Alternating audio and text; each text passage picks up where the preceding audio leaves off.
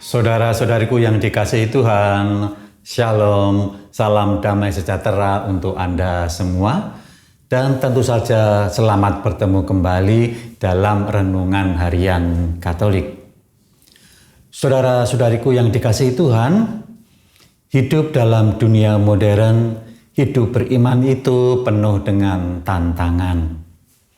Maka kita bukan hanya membutuhkan rumusan iman yang benar untuk menuntun hidup kita, tetapi juga kita membutuhkan tata hidup yang benar. Dan tata hidup yang benar itulah yang kemudian akan kita dalami, yaitu tata hidup gereja yang benar menurut Konsili Nisea, yang sangat dikenal dengan kata kanon Nisea. Itu akan kita pakai juga untuk menjadi kacamata kita untuk melihat Injil hari ini. Hari ini kita akan mendalami Injil Matius bab 10 ayat 37 sampai dengan 42. Sebuah tantangan kepada umat oleh Tuhan kita Yesus Kristus, konsekuensi dalam mengikuti Dia. Maka kita akan mengambil ayat emasnya, yaitu Yesus berkata, "Barang siapa tidak memikul salibnya dan mengikuti aku, ia tidak layak bagiku."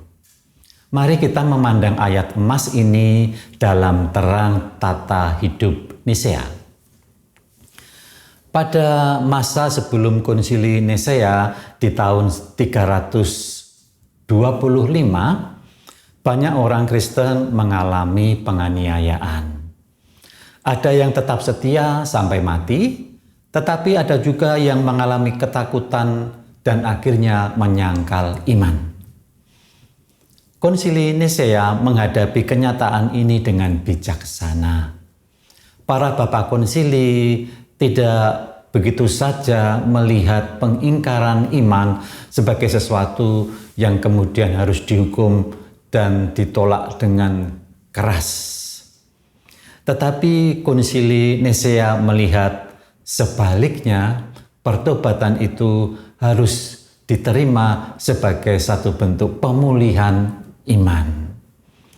Sebaliknya juga gereja meminta pertobatan yang sungguh dan mendalam dalam Injil harus juga dihargai.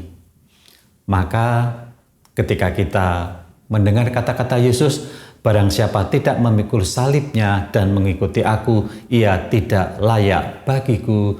Janganlah kita memandangnya sebagai suatu tata aturan yang sangat keras, sehingga menjadikan kita tidak bisa memberikan pengampunan, tidak bisa memberikan pemulihan hidup kepada mereka yang pernah berdosa atau mengingkari iman. Memang mengikuti Kristus itu berarti memilih Dia di atas segala-galanya. Namun mari kita melihat bagaimana kearifan dan kebijaksanaan bapak-bapak Konsili Nisea ketika menghadapi orang yang mengingkari imannya. Ringkasan kanon 11, yaitu tata hidup menggereja yang benar, tentang umat yang pernah murtad dalam masa penganiayaan itu, kalau disarikan bunyinya demikian. Mereka yang jatuh dalam kemurtatan bukan karena paksaan berat, melainkan karena kelemahan pribadi, hendaknya diterima kembali dengan penuh belas kasihan setelah menjalani masa tobat, yaitu selama 3 tahun mereka hadir dalam jemaat hanya sebagai pendengar, belum sebagai pelayan.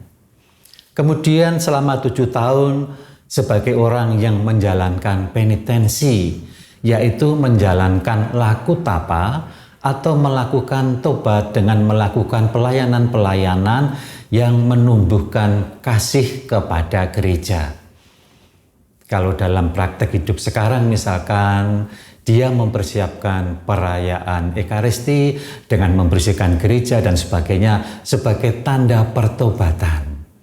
Atau juga aktif dalam kegiatan di lingkungan sebagai tanda pertobatan.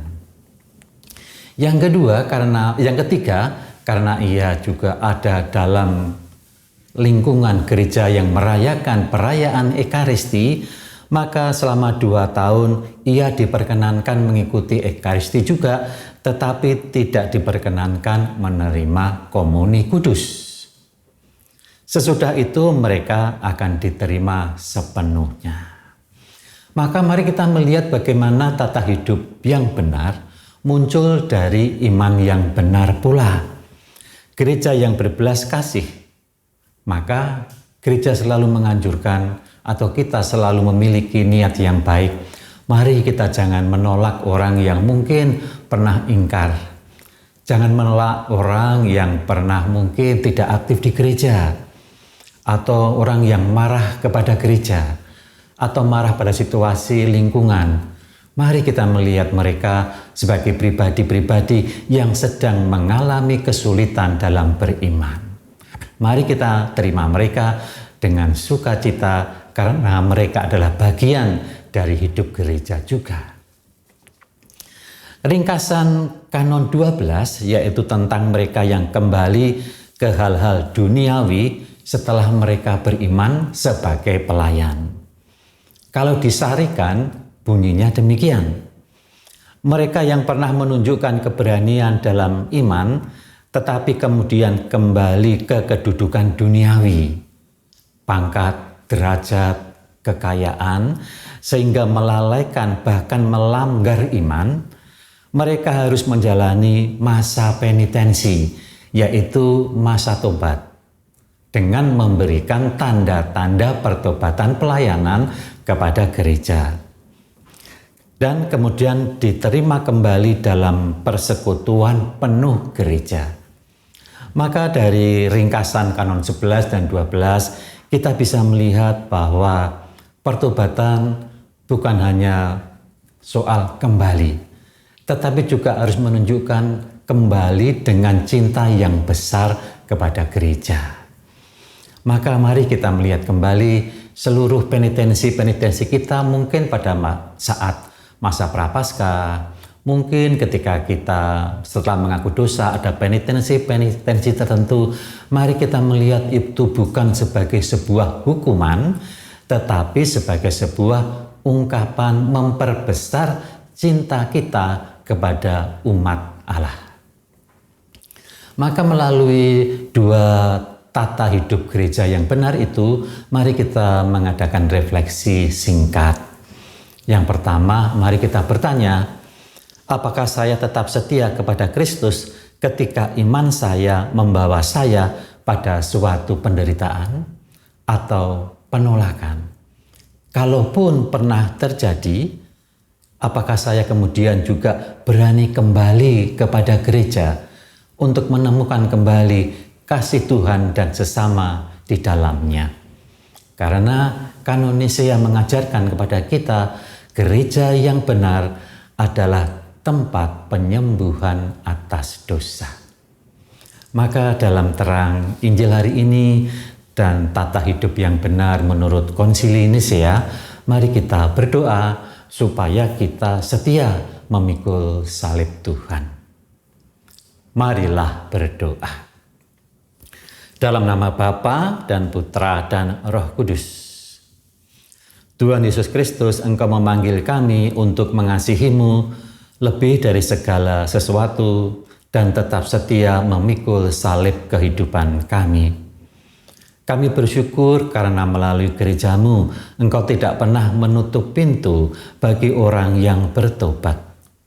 Seperti para murid yang pernah jatuh namun kembali kepadamu, ajarlah kami untuk tidak putus asa ketika kami lemah dan berdosa. Kuatkanlah kami agar berani memilih Engkau di atas kenyamanan, kepentingan diri sendiri, segala sesuatu yang menjauhkan kami dari hal-hal dari-Mu. Semoga kami tetap setia sampai akhir dan mengalami sukacita sebagai murid-murid-Mu. Sebab Engkaulah Tuhan dan pengantara kami kini dan sepanjang masa. Amin. Tuhan bersamamu dan bersama rohmu, dan semoga Allah yang Maha Kuasa memberkati kita semua dalam nama Bapa, Putra, dan Roh Kudus. Amin.